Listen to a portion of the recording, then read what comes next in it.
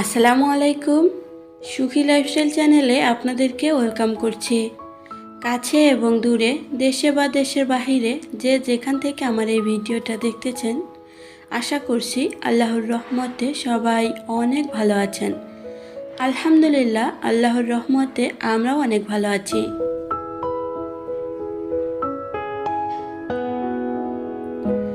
আর এই তো আজকে সকালের ফাঁকিবাজি নাস্তা করেছি। অনেকেই আমার নাকি এই ফাঁকিবাজি কথাটাকে মিস করেন, তো তাদের উদ্দেশ্যেই একটু বেশি করে বলতেছি।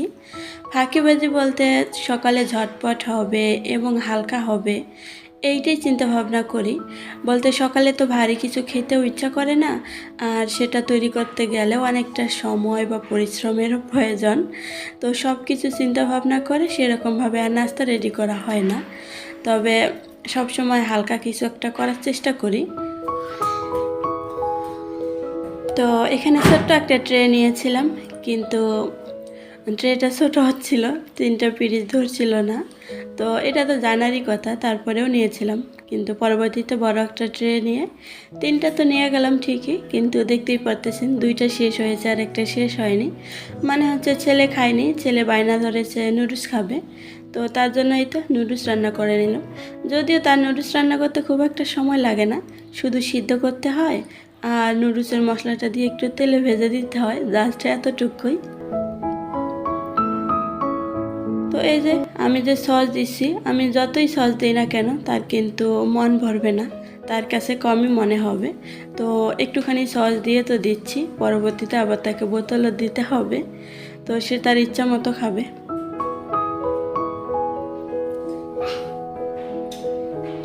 আমার মনে হয় সসের ক্ষেত্রে সবাই এরকম, সবাই বলতে সব বাচ্চারাই, মানে সব কিছুতে ঝাল লাগলেও তাদের পছন্দের জিনিসে ঝাল লাগে না।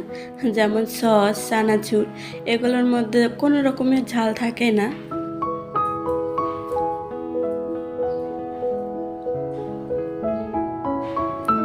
আর এই তো এখন বেডরুমটা গুছিয়ে নিচ্ছি। যদিও বেডরুম প্রত্যেক দিন গুছাতে হয়, তারপরেও প্রতিদিন তো আর শেয়ার করা হয় না, তো আজকে একটু শেয়ার করতেছি। দেখা যাচ্ছে বাসার অন্যান্য ফার্নিচার বা অন্যান্য রুম 2-1 দিন বাদ দিলেও বেডরুম কিন্তু বাদ দেওয়া যায় না। বেডরুম প্রতিদিনই গোছাতে হয়, কারণ সেটা প্রতিদিনই অগোছালো হয়, আর অগোছালো থাকলে তো গোছাতেই হবে, তাই না?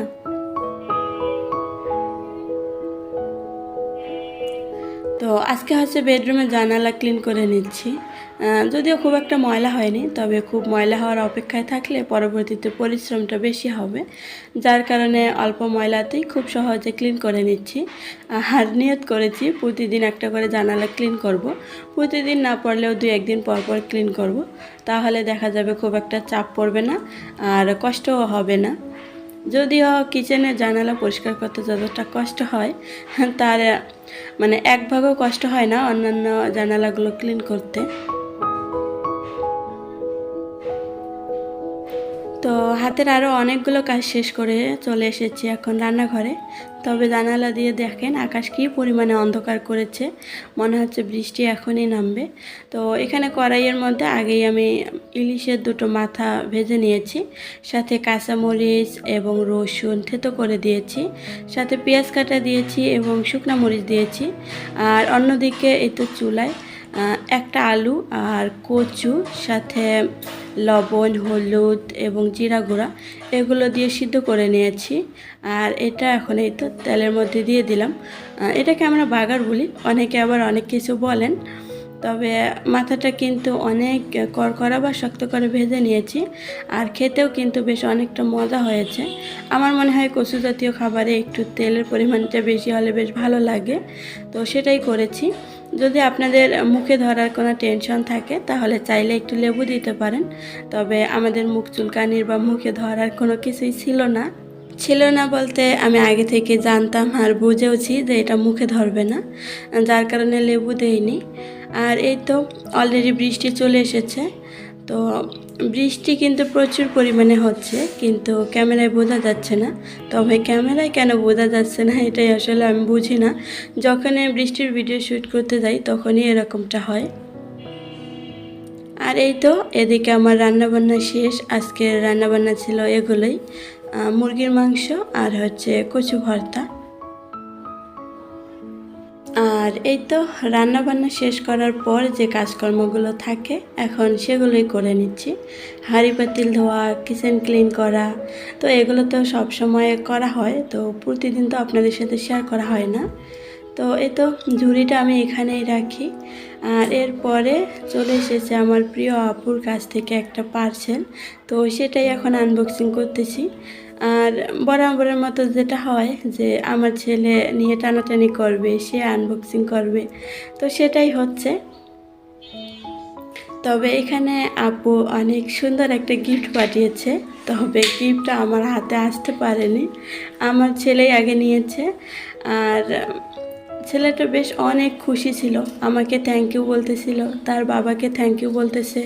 তো আমি যখন তাকে বলেছি যে এটা আমরা কেউই তোমার জন্য আনিনি, তোমার এক আন্টি পাঠিয়েছে, তো তখন বলতেছে আন্টি তোমাকে অনেক থ্যাংক ইউ। তো ভয়েসটা যদি রেখে দিতে পারতাম তাহলে ভালো হতো, যেহেতু বাইরের অনেক ধরনের নয়েজ ছিল তাই সেটা রাখতে পারিনি। আর এই যে ড্রেসগুলোর মধ্যে আমি খুব ভালো করে হাত দিয়ে দেখছিলাম যে এখানে আমার শিমুল আপুর হাতে ছোঁয়া আছে, তো কী যে ভালো লাগছিল, কেমন যেন একটা ফিল হচ্ছিল, হয়তো ভালোবাসার মানুষের কাছ থেকে, বলতে আমার মায়ের কাছ থেকে কিছু আসলে আমি এরকম করে বারবার হাত দিয়ে ধরে ছুঁয়ে দেখি আর গন্ধ নেওয়ার চেষ্টা করি, তো সেটাই করছিলাম।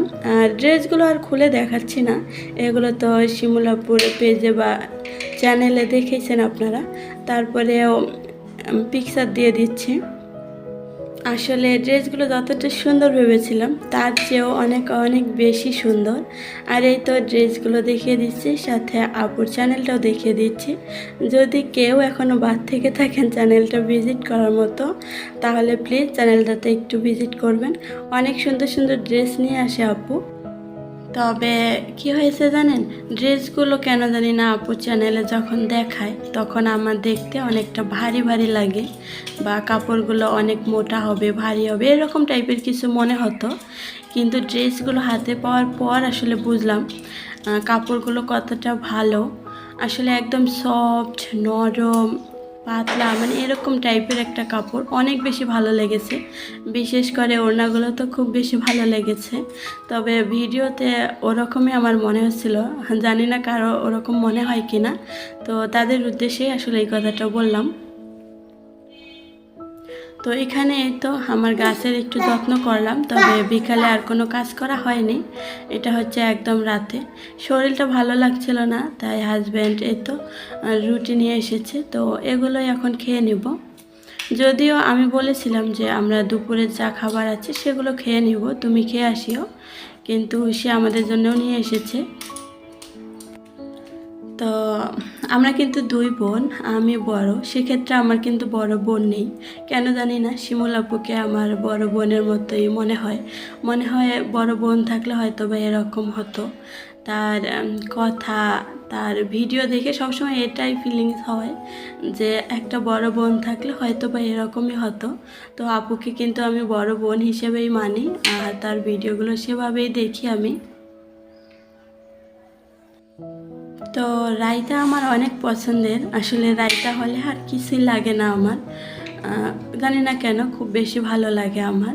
তবে আমার হাতটা এখানে শুধু দেখা গেলেও পাশেই কিন্তু আমার ছেলে আছে। তো যাই হোক, দেখতে দেখতে ভিডিও শেষ পর্যায়ে চলে এসেছি। আপনাদের সুস্থতা কামনা করে এবং পরবর্তী ভিডিও দেখার আমন্ত্রণ জানিয়ে আজকের মতো এখান থেকে বিদায় নিয়ে নিচ্ছি। দেখা হবে নেক্সট ব্লগে। আল্লাহ হাফেজ, আসসালামু আলাইকুম।